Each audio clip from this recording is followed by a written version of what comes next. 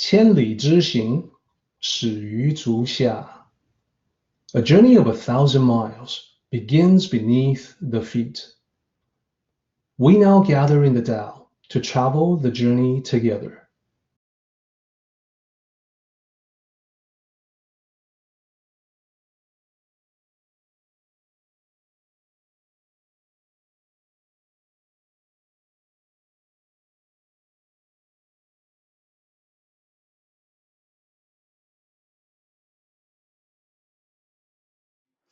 Let's address the main topic today. I want to talk about your life. So in the beginning, and when I say the beginning, I'm talking about the beginning of your life. I'm talking about when you were born. So here I'm going to bring in a picture of an infant.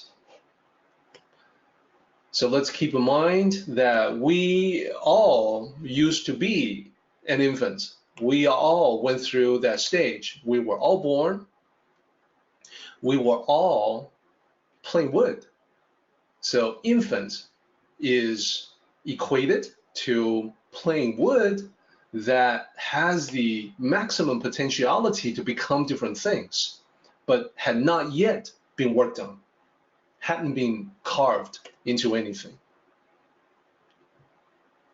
So let me put that up on the screen. You are the plain wood. You have not yet been shaped into something specific because you were an infant. Now, as an infant, in that stage, you did not know anything about all the negative things that you will come across later on in life. Things like cruelty, violence, discrimination, desires, materialistic pursuits, lies, deception, striving, contrivance, exhaustion. So this is before you became tainted by the various things in the material world. So one of the biggest illusions that we're taught as we come into the material world is the idea of separation. We lose sight of the essential oneness of humanity. We forget about our connection with one another, and we begin to assume that everyone is separated from one another and different from one another. And when we're different, then one person must be higher, the other person must be lower. Hence, discrimination. That discrimination can manifest along different lines, not only the racial lines that usually the term is applied to, but also in terms of class, in terms of different levels of society, the difference in wealth and power from the top 1% to the rest of society. So there's a lot of things that happen to us along the way. But let me go back to what it was when you were born and shortly after that, when you began to gain awareness of yourself and the world. So let me talk about like a few years into your life when you were a young child. Remember back in those days when you initially were not quite sure what you wanted to be when you grow up. Probably back then, there were many things that you found to be interesting. So you saw them as possibilities to become. They all seem so interesting. So again, you are still in plain wood stage. You still haven't been shaped into something. So what happened back then when you think about the life that you will live? We think about the life in terms of a path that we will take. Like, what do you want to do with your life? What are you going to be when you grow up? That question comes up a lot. So we're all kind of different when we approach this particular question. Some of us, a few of us, figure out pretty early. Like, I talk to people who have always known that they wanted to be a painter or a musician or something, which, some of them eventually become, but not always. So some figure it out early. At the other end of the spectrum, some never figure it out. They're not sure. They searching. They're constantly searching for what they ought to do, what they ought to be. So that's I would say that's a state of misery, to not know what you are intended to be, what you ought to be, what your destiny is. So what about the people who are blessed with many different talents? Well, a lot of them, they can have a primary career and a lot of secondary hobbies, but those are the blessed ones. So out of humanity, of which we are a part, there are so many different ways to live one's life. So let's continue on. What happens after childhood? As your life unfolds, it oftentimes doesn't go in an ideal direction as you might have wished. Here, I have a teenager who's sitting alone, feeling rather depressed. So first, think about what a difference that is from the infants, from the state of the infants. This happens because you are increasingly affected by worldly existence. So remember what happened as you were going through your teenage years? Well, you or your teenage friends are likely to acquire this cool facade. And you can still see this today with the teens around you right now. You can see the same cool facade that you had when you were a teen. It's a facade of apathy and boredom. Think about how often you hear a teenager say, I don't care, shrug, I don't care. Now remember, that's what you and your teenage friends back in your teenage years, that's what you used to say. And if not you, certainly your friends. I don't care.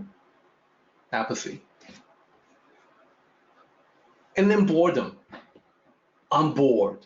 How often do we hear that from teens? Well, for me, all the time.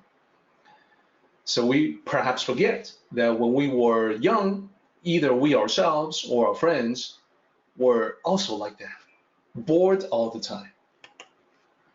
So depression sets in. So you, as a teen, you express more cynicism, negativity, and complaints. So already as a teen, not even an adult, you've already gone past the stage of infancy and childhood when once upon a time you were happy and now you are depressed. You're depressed and you're cynical. You're cynical and you're negative. You're negative about different things. That sucks is another commonly heard expression from teens. Complaints. This sucks. Common complaints from teens. So many teens end up with attachments. Perhaps you did as well. Some of these attachments manifest as material desires, even obsessions and addictions.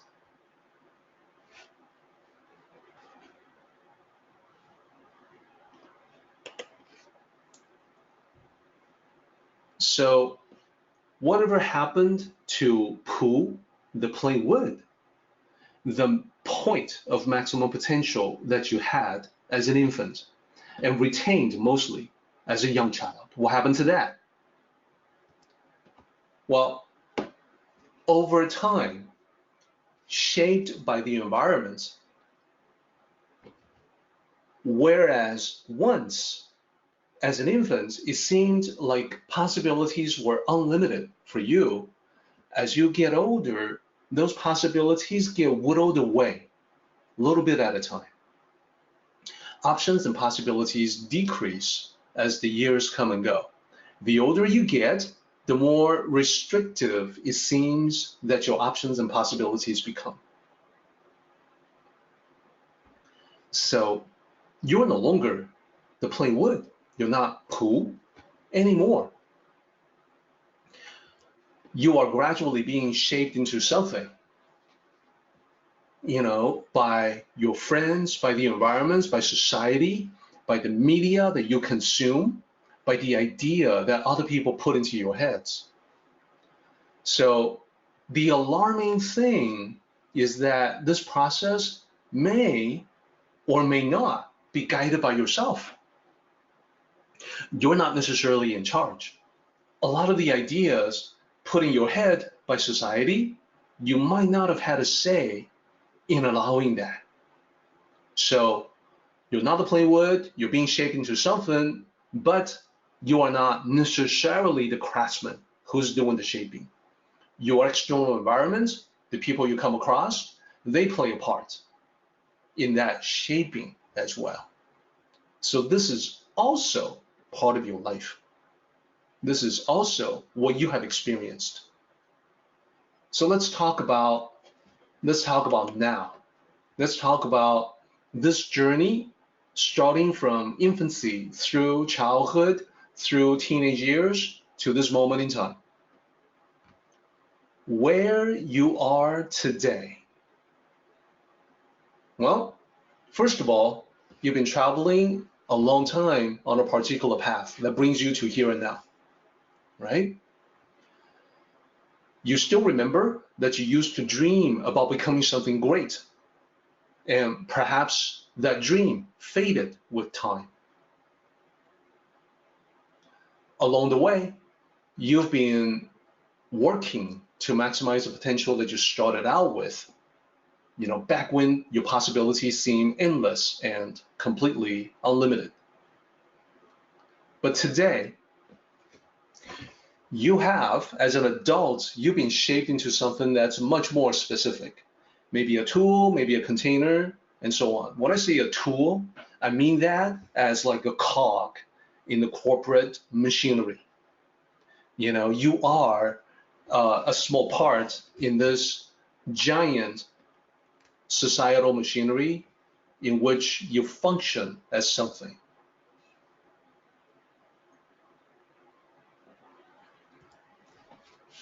So perhaps in moments of quiet contemplation, you can sort of get back in touch with a sense of loss, that what you had before as a child, you're not sure where that is anymore. You've lost a certain essence throughout this entire process. So the sages would like to show you how to get that essence back without throwing away everything you have accomplished. So along the way, you've done some very good things. But there's also ideas that you've taken on that you should probably re-examine and let go of. Some of these ideas we've all taken on as we get older. It's time to take another look and see if they are worth keeping.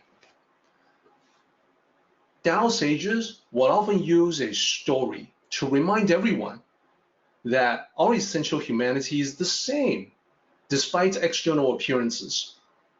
So remember, when you were a baby, when you were an infant, you did not have all these notions about differences between people, different races, different ethnic origins, different religions, different social classes, difference in wealth, difference in possession, nobility versus commoner, difference in power, people who wield a lot of power and people who are powerless. When you were an infant, you didn't realize that people were that different, you were in touch with your oneness with them. The older you get, though, the more of the illusion is foisted upon you. The more the illusion becomes very strong and gets in your face to show you, to basically shout at you what the differences are between people. So the summary is called the basic pattern of Tao cultivation. In this chapter, it's illustrated 3 different times: section 1, section 2, section 3. And the first one, of course, is to return to the state of the infant. But let's talk about step 1. Step 1, master the yin and yang concept. In the first section, step 1 is about knowing the masculine while holding on to the feminine. Holding to the yang. Know the yang, hold on to the yin. So important point. It's never one or the other. It's got to be both. You must have both. You must have both the yang energy and the yin. You must bring them together in a harmonious balance and use them skillfully. So here we go. Know the dynamic while holding on to the serene. So one way to say it is that you want to engage in actions while remaining calm. Hold on to the yin, remain calm. That gives you the best chance of accomplishing whatever it is that you are setting out to do. One example that I have used in the past is about a very successful basketball player who is known for being able to, sink baskets at clutch time when it truly matters. And when people ask him about his secret, he said that, well, when he's on the court, his body's in motion, he's very active, there's a lot of dynamic things happening all around him, people moving around. But as he's moving, his body may be in very fast and very extremely athletic motion, but his mind is still. His mind is serene and tranquil. And that is how he can maintain control and be able to sink those baskets, those crucial baskets for the score. So that would be one way to talk about this whole idea of knowing the yang, but hold on to the yin. Step 2, become the nexus of positive energies. In the first section, this is described as being the water course, which is where the different streams will all flow into. In the second section, we haven't gotten to it yet, but next time we'll talk about being the standard or the example. In the third section, also for next time, it talks about being the valley. So the valley contains many different living things. The valley has the spaciousness representing tolerance of mind to contain different ideas, to have a wide diversity of perspectives. And number 3, return to the simplicity of the Tao. Again, we have 3 different ways to express that. In the first one that we looked at, this is expressed as returning to the infant, the state that is associated with your true essence, the pure you, I like to say. In the second section, it talks about returning to Wuji, the ultimate state of spiritual liberation. In previous talks, you saw the cosmology, the Tao cosmology, where Wuji was the primal state that evolves into Taiji, the void, to evolving into something, evolving into creation. And lastly, plain wood, that is in the third section, which ties back into the first one. So plain wood, I've linked it to infancy, and plain wood represents the highest state of your potential. So these are the steps. in Tao cultivation. We have to apply this in every aspect of our lives as we continue down this path together. Our meeting has come to an end, but the journey continues on. Let us travel safely. Until next time, may the Tao fill you with peace and happiness.